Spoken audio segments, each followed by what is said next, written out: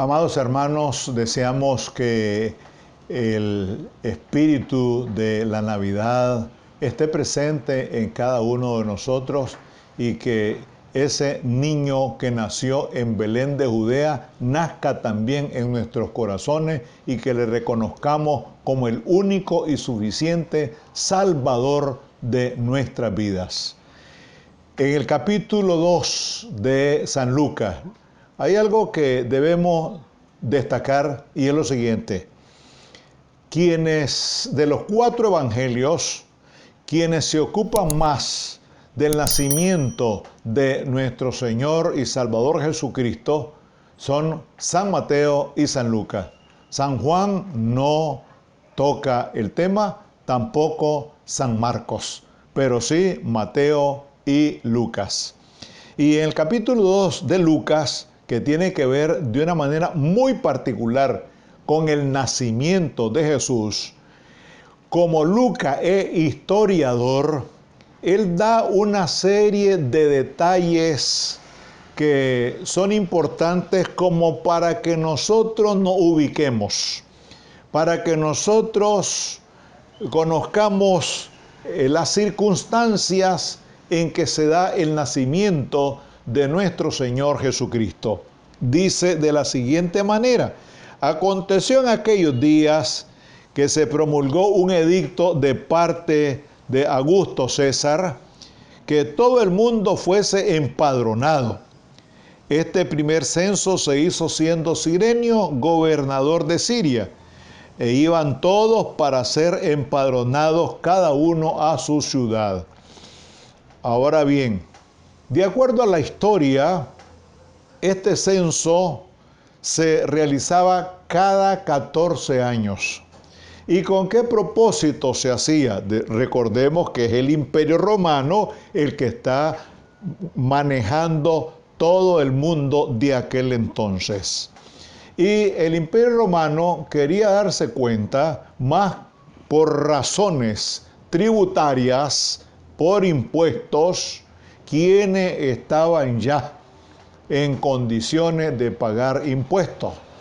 Los judíos pagaban impuestos, pero hay un detalle importante: no eran reclutados al servicio militar porque los romanos consideraban que era sumamente riesgoso entrenar a los judíos para la guerra.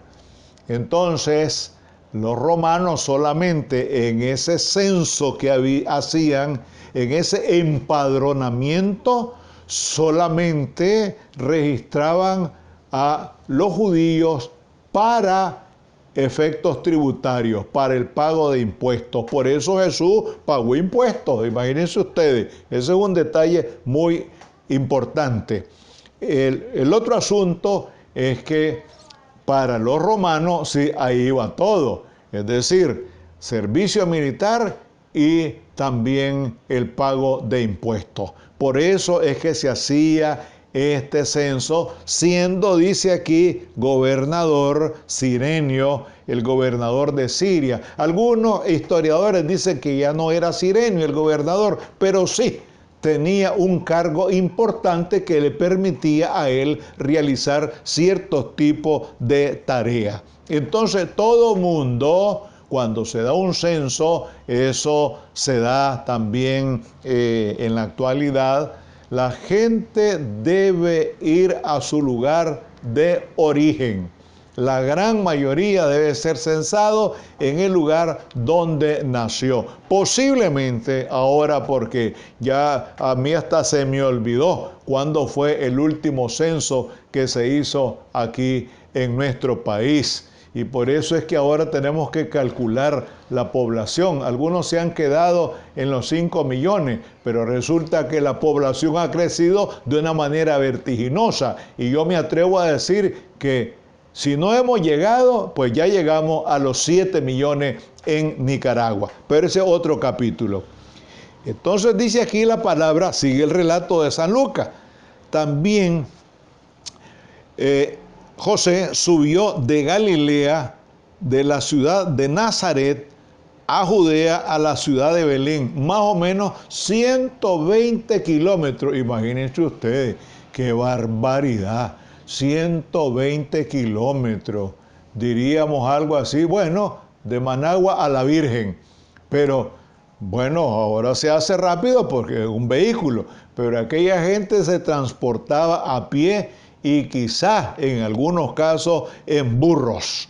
Bien, y dice aquí, por cuanto era de la casa de la familia de David, David era de Belén, para ser empadronado con María, su mujer, desposada con él, la cual estaba encinta. Fíjense, ya estaba comprometida, estaba embarazada y resulta pues que la situación se volvía bastante difícil pues para una muchacha embarazada recorrer una distancia de 120 kilómetros. Nosotros nos podríamos atrever a pensar y decir que María tenía un vientre muy firme, muy fuerte, como para desplazarse en semejante distancia desde Nazaret hasta Belén de Judea. Ahora bien, y todo eso, repetimos, para ser empadronados, para ser censados. Aconteció que estando ellos allí, se cumplieron los días del alumbramiento. Ahora bien, muchas personas dicen, ¿por qué se usa la palabra alumbramiento? El alumbramiento está relacionado con la luz. Y por eso se dice, es que dio a luz. Bueno, recordemos que la vida es luz y la luz es vida. Y en el vocabulario teológico de San Juan, es interesante que luz, verdad y vida son sinónimos. Luz, verdad y vida son sinónimos. Por eso dice, dio a luz. Es que trajo a la vida un ser. O llegó el momento del alumbramiento. ¿Por qué? Porque vino la luz de vida en ese ser que nació. Y dio a luz, fíjense ustedes, habla primero de alumbramiento, dio a luz, es decir que María tuvo un parto como cualquier señora, como cualquier dama.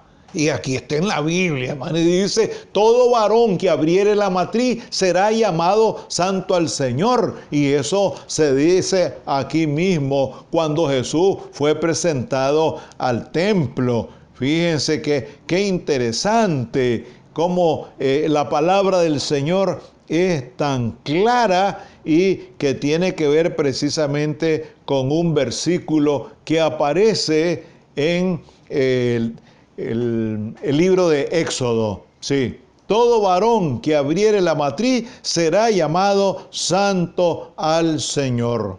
Entonces, repetimos, María tuvo un parto como cualquier otra dama, como cualquier otra señora. Y dice aquí, y dio a luz a su hijo primogénito y lo envolvió en pañales y lo acostó en un pesebre, porque no había lugar para ellos en el mesón. Hay un detalle importante, hay un detalle que es sumamente importante.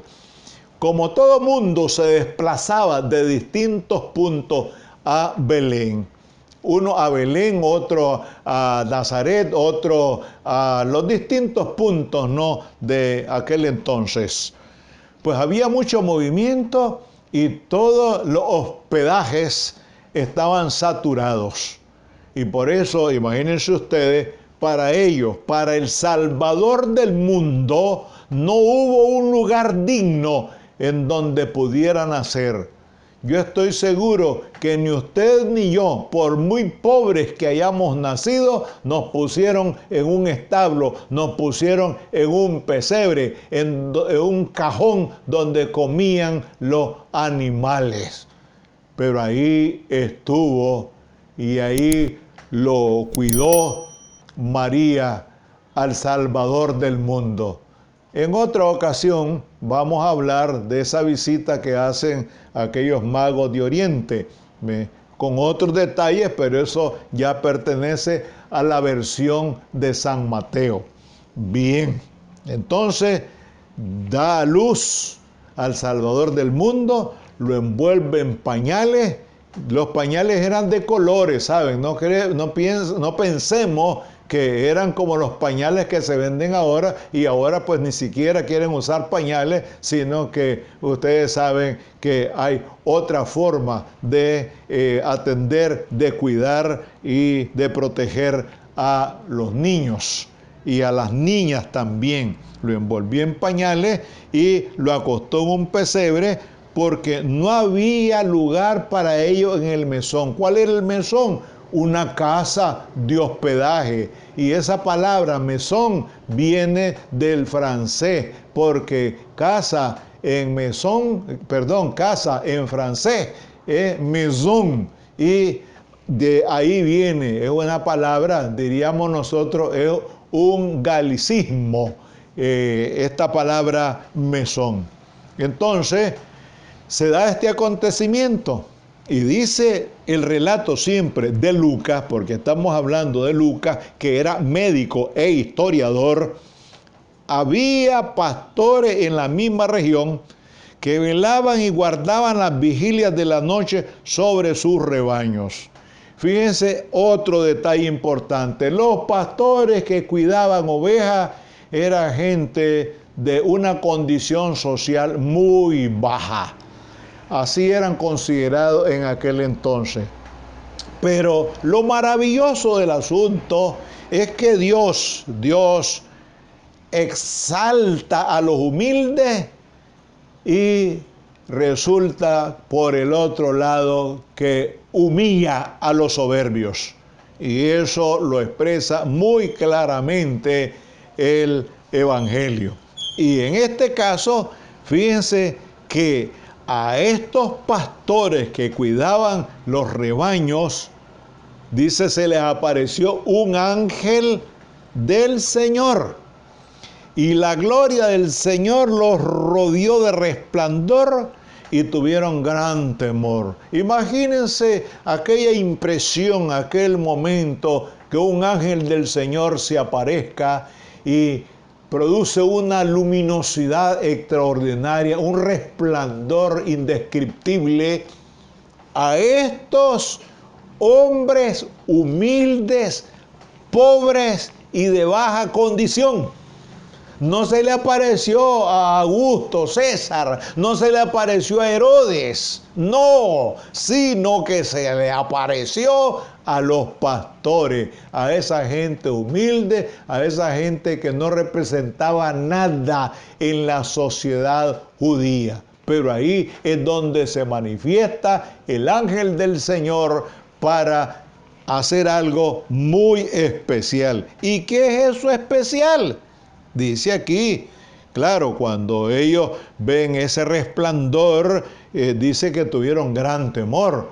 Cualquier persona hubiera reaccionado de esa manera. Pero el ángel les dijo: no temáis, porque os doy nuevas de gran gozo, que os ha nacido hoy en la ciudad de David, Belén, un Salvador, que es Cristo el Señor. Fíjense, Cristo el ungido, el Mesías, el Señor. Esto servirá de señal. Hallaréis al niño envuelto en pañales, acostado en un pesebre.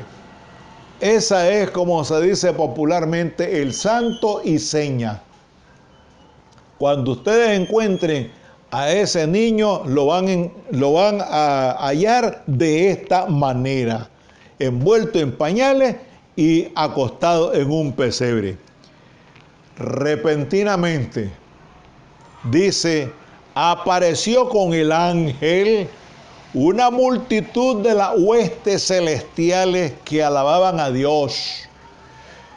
Una hueste son 6.000, fíjense ustedes, 6.000 unidades, una hueste. Y aquí habla de huestes, es decir, habla en plural. Por lo tanto, aquello era algo tan grandioso, algo extraordinario, sublime, difícil de describir. Se le aparece esa hueste celestiales, es decir, eso viene de la presencia de Dios, que alababan y decían: gloria a Dios en las alturas y en la tierra paz y buena voluntad para con los hombres. Siempre, siempre, siempre el Señor ha tenido, tiene y tendrá buena voluntad para con nosotros los seres humanos que somos indignos. Y escogió Dios a esos pastores humildes para dar esa noticia que ellos la fueron a difundir después a todo el pueblo. Gracias, Señor, por el nacimiento extraordinario, colosal, estupendo de tu Hijo Jesucristo. Es algo que ha marcado la historia de la humanidad, que nos ha marcado a todos los cristianos que te hemos reconocido como el Señor y Salvador de nuestras vidas, porque tu palabra es muy clara cuando dice: porque no hay otro Dios, no hay otro mediador entre Dios y los hombres, sino Jesucristo hombre, el único Salvador. Y gracias, Padre, por ese Salvador que nos libera del pecado, de la muerte y del infierno. Y por eso, Señor, te damos gracias por el nacimiento de tu Hijo Jesucristo. En el nombre santo de tu Hijo amado. Amén.